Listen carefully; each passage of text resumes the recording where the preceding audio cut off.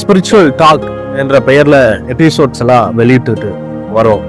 அதுல மிஷனரிகளை பற்றி நம்ம சொல்லிட்டு வந்தோம். அதனுடைய நோக்கம் என்ன அப்படின்னா, இந்த கடைசி காலத்துல நாமும் நம்முடைய பிதாவுக்காக வைராக்கியமாய் ஏதாக்கிலும் ஒன்றை செய்ய வேண்டும். பிதானவர் அவருடைய சொந்த குமாரனை நமக்காக கொடுத்தார். நாம் அவருக்கென்று எதுவும் செய்யாமல் இருக்கக்கூடாது.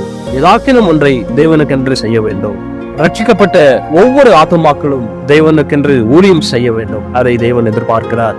இயேசு கிறிஸ்துவின் ரட்சிப்பை பெற்ற நாமும் பிதாவினுடைய சித்தத்தை வைராக்கியமாய் நிறைவேற்றுவோம். எனக்காக அடிக்கப்பட்டீ, எனக்காக ரத்தம் சிந்தினீ, எனக்காக அடிக்கப்பட்டீ, எனக்காக ரத்தம் சிந்தி